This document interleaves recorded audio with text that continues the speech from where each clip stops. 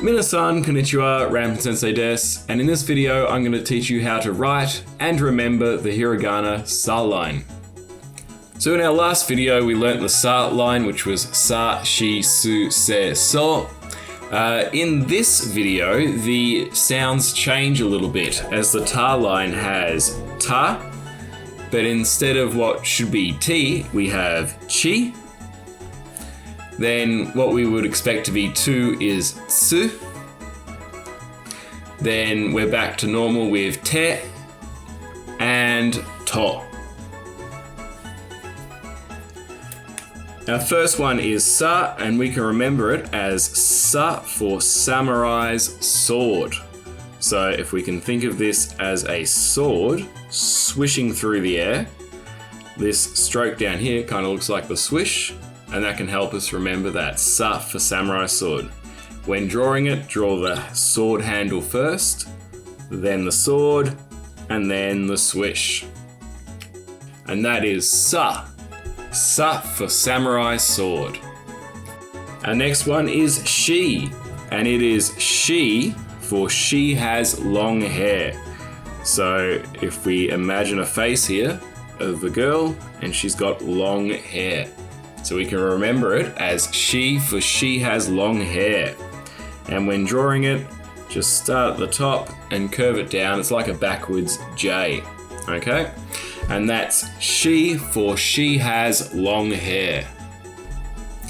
The next one is Sue, and it is Sue for super fun happy slide.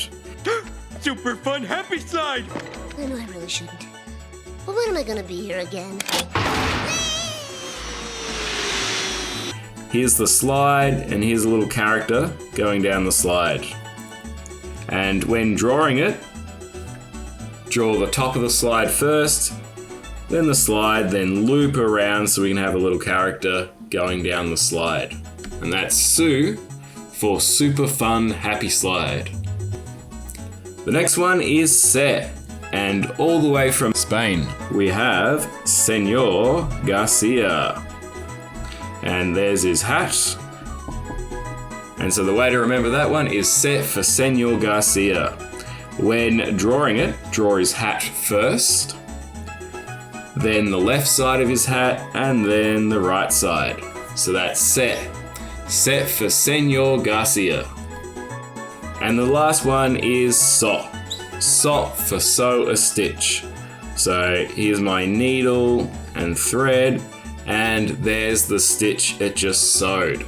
So the last one is so for sew a stitch, and how to draw it is start at the top, and it's kind of a zigzag Z with a curve on the last line, and that's so for sew a stitch.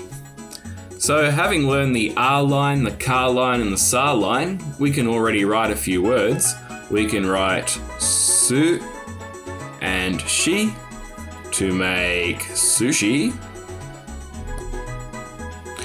We can write ka and sa to make casa, which means umbrella.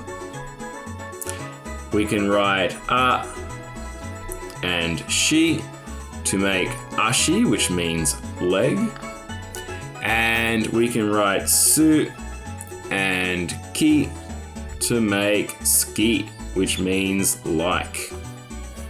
And that's it for the sa line. In the next video, I'll show you how to draw the ta line.